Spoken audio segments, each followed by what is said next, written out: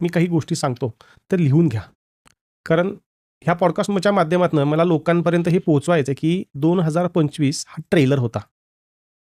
2026 हा खूप मोठा पिक्चर आहे. इनफॅक्ट मी असं म्हणेल की 2032 पर्यंत आपण पृथ्वीवरती खूप काही अशा घटना घडून जाणार आहेत की ज्यामधून आपल्याला सावरायचं आहे. तर सगळ्यात पहिलं तर पाणी उकळून प्यायला सुरुवात करा आताच. नंबर 2, तुम्ही जिथे आहात तिथे सेफ आहात का? पाण्यापासून थोडंसं दूर जा. म्हणजे काय होणार आहे? सुनामी येईल. कधी येईल साधारण? 27-26च्या मिडमध्ये. कारण भूकंप येणार आहेत. भूकंपांमुळं मल्टिपल भूकंप आहे. मी एक साधारण अंदाज देतो.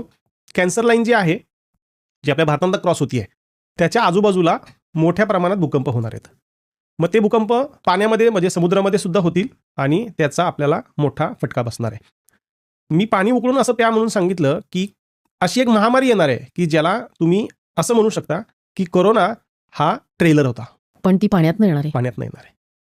तुमच्या आजूबाजूचं पाणी जर कंटॅमिनेटेड किंवा खराब झालेलं असेल तर तुम्हाला त्याशिवाय किंवा तुमच्याकडे असे फिल्टर्सच नाहीत की जे त्याला फिल्टर करू शकेल. त्यामुळं पाणी आजच उकळून प्यायला सुरुवात करा. त्याला यूज टू व्हाल. कधी होणार आहे साधारण? हे तुम्हाला आता 26 पासून सुरुवात होतील. 26च्या एंड आणि 27चा स्टार्ट तुम्ही सर्व गोष्टी फेस करताल. त्याचबरोबर अजून एक महत्त्वाची गोष्ट, वर्ल्ड वॉर 27च्या मिडमध्ये सुरू होतंय. भले आपण त्याच्यामध्ये डायरेक्टली इन्व्हॉल्व 27मध्ये नाही, अगदी 28-29 मध्ये आपण इन्व्हॉल्व होऊ, पण त्याचा इम्पॅक्ट आपल्यावरती येणार आहे. कारण साहजिक आहे, आज भारत सर्व जगाला जोडला गेलेला आहे. त्यामुळे त्याचा आपल्यावरती प्रभाव होईलच होईल. कोणत्या 2 देशात सुरू कोणत्या 2 देशात होईल?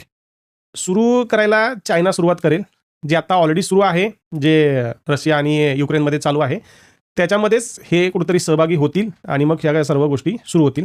त्याचबरोबर आत्ता ह्या वर्षा अखेरला आणि पुढच्या वर्षीसुद्धा भारत पाकिस्तानही पुन्हा सुरू होईल. साधारणतः आता आपण हा सप्टेंबरमध्ये पॉडकास्ट करतोय. ऑक्टोबर, नोव्हेंबर, डिसेंबरच्या मध्ये बऱ्यापैकी पाकिस्तानाने आपलं युद्ध सुरू झालेलं असेल. म्हणजे आता मध्ये थोडंसं युद्ध सदृश्य परिस्थिती झाली होती. सीज फायर वगैरे सगळं झालं त्याच्यापेक्षा जास्त, त्याच्यापेक्षा एक्स्ट्रीम होईल. जे आपल्याकडे सिंदूर, जो आपण त्याला नाव दिलं आपण सिंदूर, पण त्या पद्धतीचा एक अजून मोठं सिंदूर 2 टाईप आपण भारताचं आणि पाकिस्तानचं युद्ध होईल. आपण जिंकू, साहजिक आहे. No doubt. आणि मग ही महामारी जी येईल ती फक्त म्हणजे पूर्ण जगाला व्यापेल. पूर्ण जगाला. मी एक ऑन एन ॲव्हरेज सांगतो, म्हणजे अगदी खूप सिरियस आहे ह्या बाबतीमध्ये. मी आहे त्या लोकसंख्येपैकी फक्त 60 ते 65% लोकसंख्या जिवंत राहील 2032 पर्यंत. 2032ला आपण कुठेतरी सावरायला लागू या सर्व गोष्टींमधून. 2027ला अजून एक महत्त्वाचा इव्हेंट आहे. इव्हेंट म्हणण्यापेक्षा ती खूप दुर्दैवी घटना होईल. आपल्याकडे नेटवर्क नसणार आहे आणि इलेक्ट्रिसिटी सुद्धा नसणार आहे. हा स्पॅन 3 महिने ते 9 महिन्यांचा आहे. हा एक्सटेंडही होऊ शकतो, कारण परिस्थितीत अशी आलेली असेल की आपल्याकडे नेटवर्क नसणार आहे बिकॉज ऑफ आपल्याकडे इलेक्ट्रिसिटी नसणार आहे. हा एक खूप महत्त्वाचा आहे. कसं होणार आपलं? कसं होणार? लॉकडाऊनमध्ये आपण जसं सर्व्हाइव्ह करायला शिकलो, इनफॅक्ट मी असं म्हणेल की त्यावेळेस आपल्याला कळून चुकलं की आपल्याला जगण्यासाठी काय गरजेचं आहे, पण तरी सुद्धा जर आपण सुधारणार नसू तर युनिव्हर्स त्याचं काम करणार आहे. कधी साधारण 2027 मध्ये? 2027. मग आपण काय केलं पाहिजे? तुम्ही या ठिकाणी गावाकडचं जीवन जगायला सुरुवात केली तर तुम्ही जगू शकताल.